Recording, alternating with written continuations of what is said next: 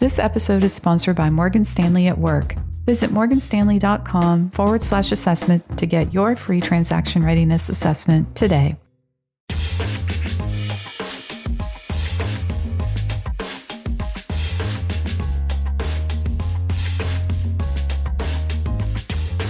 Hello and welcome back to Equity, the TechCrunch podcast about the business of startups, where we unpack the numbers and the nuance behind the headlines.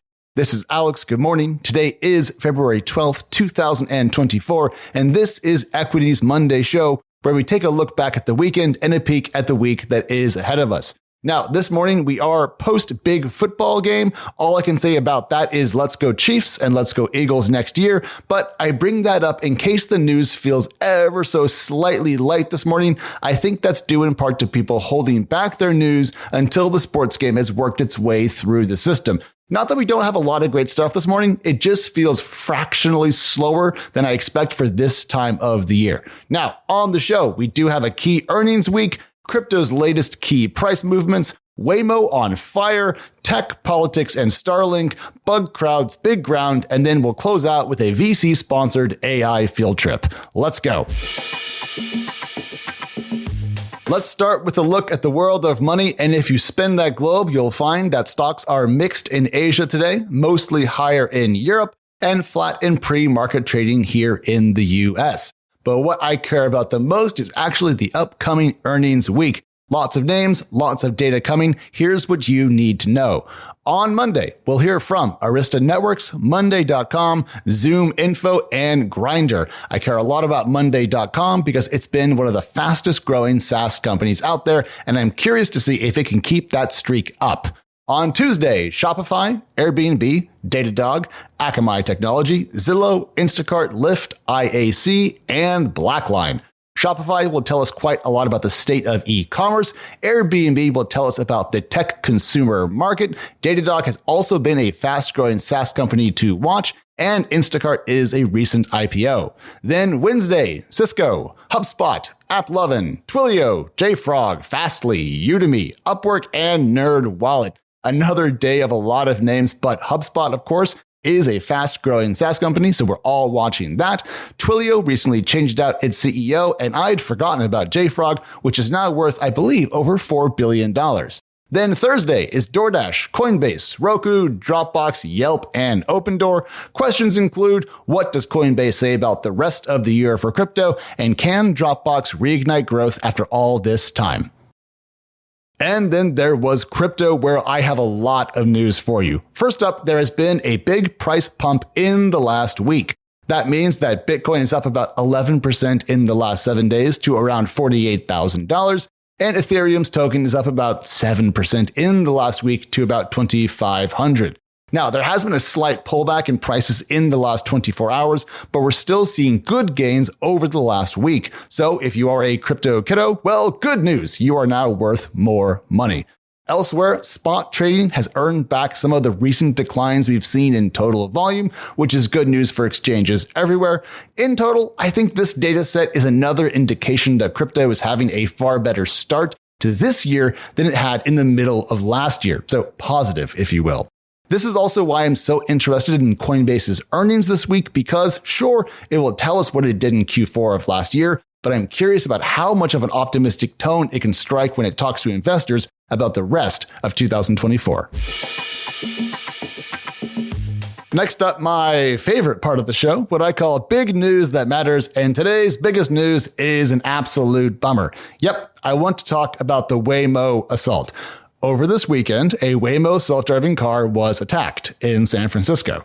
The Verge reports that the car was initially attacked by someone who smashed its windshield, and then a, quote, crowd formed around the car and covered it in spray paint, breaking its windows, and ultimately set it on fire, end quote. What the hell, everybody? What a waste of progress. If you want to understand the dynamics here, look up a chart of pedestrian deaths in the US caused by auto collisions over time, and then consider what self-driving cars could do for our world in terms of safety once we get the technology right. It's going to be incredibly awesome. It's going to be an economic boom, and also I think make our day-to-day lives just that much better. But all that takes work. and training time and more data, things that setting fire to a Waymo vehicle literally inhibits. Now, the techno-optimist view that any regulation is evil is just as silly to me as the Luddite view that all progress is bad. This is just such a stupid story. Now, the good news is that Waymo said that no one was in the car at the time, which is a blessing.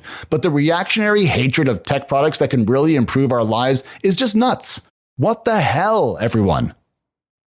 Moving along, everyone's least favorite story, tech versus politics. If the Waymo saga we just talked about doesn't make it plain to you that technology is political today, or that politics is a tech story if you want, well, that should be made extra clear in light of the recent dust-up regarding Starlink and the Russian invasion of Ukraine. Now, condensing the story to its key bullet points, Defense One recently reported that Russian units are using Starlink connections to access the internet. This was later seemingly confirmed by a social media post from Russian volunteers, according to the FT, and then Ukrainian military intelligence said that it could confirm that Russian forces are in fact using Starlink. Then on Sunday, Starlink boss Elon Musk said that the news was, quote, categorically false, end quote, and went on to add that, and I quote again, to the best of our knowledge, no Starlinks have been sold directly or indirectly to Russia, end quote. Okay, so the truth will out here with more reporting, but what a pickle for Musk. His company, Tesla, does a lot of business in China, a country that is a key Russian ally. And Russia is itself now increasingly isolated from global financial and technology markets, which means that most tech from the US is not supposed to be for sale or used there. Musk has gotten into scraps before concerning Ukrainian usage of Starlink in war zones, but now the satellite internet tech might be on both sides of the battlefield, and that could be bad at home. The US government runs the country where Tesla is based, along with other Musk companies, and now the tech mogul is stretched in a new way between the two poles of global power. Perhaps the ex-owner can manage this situation, but it's not going to be not messy, is it? Is your company planning to go public or conduct a shareholder liquidity program within the next 18 to 24 months? Did you know that proactively planning for your next private company liquidity event or IPO can help you maintain greater control over timelines and outcomes? Morgan Stanley at Work believes that when you have the right technology and systems in place, working in harmony leading up to a transaction, you can prepare and execute with more accuracy and ease. Visit morganstanley.com/assessment to connect with their issuer strategy and excellence team for a free assessment to find out if your company is transaction ready. Again, that's morganstanley.com/assessment to get your free assessment today. Next up, the big round for today, and it comes to us via Bugcrowd. What is it? Well, it's a startup that taps into a database of about 500,000 hackers to help orgs like OpenAI and the US government set up and run bug bounty programs. What are those? They're cash rewards to freelancers who can find bugs and vulnerabilities in third-party code. And that work has been good enough that Bugcrowd just raised $102 million. General Catalyst led the investment, which saw previous backers Rally Ventures and Costanoa Ventures take part. The company has now raised over $180 million to date, and while it did not share its latest valuation, CEO Dave Gary did say in an interview with TechCrunch that its new price was, quote, significantly up on its last round. TechCrunch's Ingrid London points out that, as a point of comparison, one of the startup's bigger competitors, HackerOne, was last valued at $829 million back in 2022. So this bug bounty work could actually yield, in time, 2 unicorns. Not bad. How did Bugcrowd raise such a big round in 2024, a year in which we're seeing far fewer mega rounds than before? Well, its CEO did tell us that the company has been growing at over 40% annually, and is approaching $100 million in annual revenues. Raising $100 million, give or take, makes just a lot more sense when it's about 1 year's revenue. So put Bugcrowd on the IPO watch list in, about 2 years' time. Moving towards an end here, I have an interesting one for you. VC-sponsored AI field trips.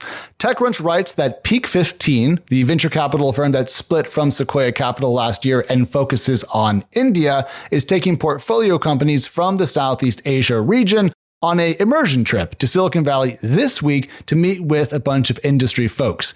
The group is about 60 founders. They're going to talk with OpenAI, NVIDIA, and Sequoia partner Doug Leone. This is all according to TechCrunch reporting. But I gotta say this. Talk about a venture capital value add and indication that even with Sequoia now split into several parts, its international breakout organizations cannot ignore the centrality of Silicon Valley in the current AI boom.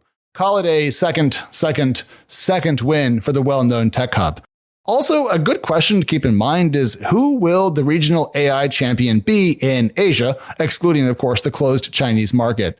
In the US, there's OpenAI and Anthropic, well-known names amongst a number of mega-cap tech companies that are also investing or building their own foundation models. And then over in Europe, we tend to discuss Mistral AI rather frequently. So will India build the leading AI model company for its region? It does seem that Peak 15 partners certainly hope so. And to close us out, as last week wrapped, TechCrunch reported that Notion acquired Skiff, a platform that offers end-to-end encrypted file storage, docs, calendar, events, and email. And this news came after the well-known startup bought Cron, which it used recently to bring calendar functionality to its own service. So is Notion building an entire productivity stack? If so, it could help the company grow into its valuation. Recall that Notion raised $50 million at a $2 billion price tag back in 2020. But if there's one thing I've learned in the recent AI boom, it's that productivity plus AI equals dollar signs. Just ask Google or Microsoft.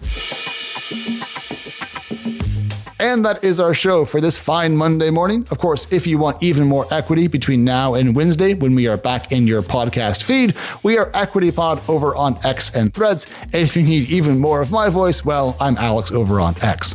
We have two sister shows, Chain Reaction, focused on all things crypto, and Found, which digs into those founder stories you need to hear. Well, we'll talk to you soon. Goodbye. Equity is hosted by myself, Alex Wilhelm, and TechCrunch senior reporter, Mary Ann Azevedo. We are produced by Teresa Loconsolo with editing by Kel. Bryce Durbin is our illustrator, and a big thank you to the audience development team and Henry Picavet, who manages TechCrunch audio products. Thank you so much for listening, and we'll talk to you next time.